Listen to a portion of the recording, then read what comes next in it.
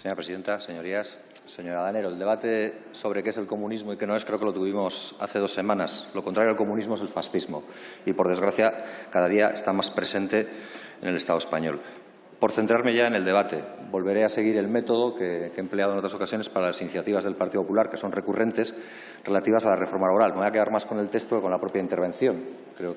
Supongo que el texto está trabajado y que está adornado con datos y es más efectivo para el debate. Y lo primero que hay que decir cuando uno ve esta iniciativa es que se trata más de un pliego de descargo o una especie de iniciativa de corte defensivo, porque si uno ve la exposición de motivos y ve lo prolijo en datos que se muestra esta exposición de motivos, lo que ve es una línea de defensa de la reforma laboral, de la gestión de Mariano Rajoy durante su mandato o durante sus años de gobierno. Empiezan con un axioma que para ustedes es el marco general de toda la iniciativa, que es que la reforma laboral funciona y crea empleo. Pero no se plantean qué tipo de empleo. No se plantean por qué la precariedad no ha disminuido. No se plantean por qué, donde antes había empleos fijos, donde antes había un empleo fijo, ahora puede haber 5 empleos discontinuos. Ustedes nos dicen que el mercado es rígido, el mercado laboral. Nunca ha sido menos rígido que ahora gracias a algo que luego utilizan al final de la iniciativa, que es la flexiseguridad. Nunca ha sido más flexible. Nunca los empresarios han tenido más fácil despedir de la manera que quieren, porque nunca antes se había permitido en el Estado español, y eso es un retroceso histórico, que ustedes llevaron a efecto que no hay autoridad laboral que determine si ese despido es objetivo o no lo es, si ese despido o ese ERE es razonable o no lo es, porque están agarrando causas coyunturales para tomar medidas estructurales. Y esa es la triste realidad que soportan los y las trabajadoras en Euskal Herria y en el Estado español. Pero, como digo, en su exposición de motivos hablan de la dificultad o el grave riesgo que tenían cuando accedieron al Gobierno para mantener el estado del bienestar. Mire, señor Movellán, mantener el estado del bienestar es no recortarlo. Mantener el estado del bienestar es apostar por ampliarlo, es mantener la política de cuidados, es mantener empleos dignos y decentes. Y lo que no es mantener el estado del bienestar es recortar y es empobrecer a la clase trabajadora. Nos dicen que tomaron algunas medidas ingratas, luego parece que por placer no lo hicieron, luego no entiendo por qué plantean que la reforma laboral es tan buena si ustedes mismos en su texto reconocen que fue una medida ingrata y hasta cierto punto impopular que había que tomar. Pero luego ustedes hacen un repaso de lo que ha supuesto la aplicación de la reforma laboral y creo que es un repaso inconcluso o parcial y, por tanto, poco válido.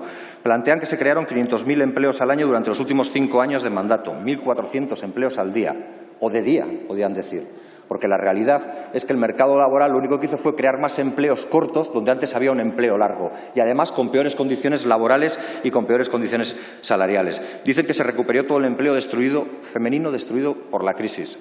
Díganselo a las mujeres, pero díganselo con honestidad. Díganle que no les habían destinado a los cuidados y a empleos poco remunerados. Digan que esa era la manera en la que entendían que la mujer se puede incorporar al mercado laboral, en puestos de escasa capacitación y que hacen las labores más duras del mercado laboral, porque eso es lo que se hacía. Pero dicen más.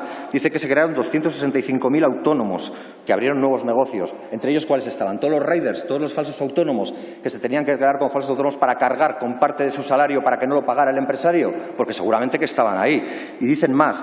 Dicen que 2.765.000 españoles encontraron un empleo, incluyendo 1,3 millones de mujeres y más de 230.000 jóvenes. Y justo hoy un periódico que no empatiza mucho con nosotros y con nosotras, con las gentes de la izquierda soberanista vasca, dice que en 1980 los jóvenes de entonces cobraban un 50% más que los jóvenes de ahora. Los jóvenes de ahora están sometidos a la reforma laboral que ustedes pergeñaron con acuerdo únicamente de la patronal, sin diálogo social y sin acuerdo con los sindicatos. Esa es la foto y es un poco sangrante que a los jóvenes les tengan que decir estas cosas, como que les crearon empleos, cuando lo que vemos aquí, y se lo señalo, lo hizo un diario más cercano a ustedes que a cualquier otra fuerza política, que la capacidad adquisitiva se ha reducido en un 50% desde 1980 a ahora para los y las jóvenes. Y nos dicen también que se redujo en 615.000 personas el número de hogares con todos los miembros activos en paro. Y, sin embargo, no explican por qué entonces, si todos están trabajando, lo tienen que hacer compatible con las ayudas sociales, porque con el trabajo, con el empleo, no les llega. Esa es la triste realidad a la que vivimos. Yo se lo voy a explicar de manera muy gráfica porque ya poco tiempo me queda. No se trata de trabajar para vivir. Se trata de trabajar para vivir, no de vivir para trabajar. Se trata de tener empleos dignos que permitan que la gente pueda tener vidas dignas. Y yo se lo he explicado más de una ocasión y poco caso me ha hecho, seguramente porque no presta demasiada atención a mis palabras y no se lo puedo reprochar. Quizás con un gesto gráfico lo entiendan mejor, porque si alguien no hiciera de los ERE una herramienta para despedir trabajadores, los trabajadores tendrían que estar trabajando y no defender el empleo como lo están haciendo los y las trabajadoras de Tubacex todos los días, todos los trabajadores y trabajadoras defendiendo sus puestos de trabajo para que todos puedan tener trabajo digno, para que todos puedan tener futuro, para que puedan tener un futuro digno y de sus y sus hijos e hijas. Señor Matute García, no se exponen enseñas de ningún tipo en este hemiciclo, conforme al reglamento. Muchísimas gracias.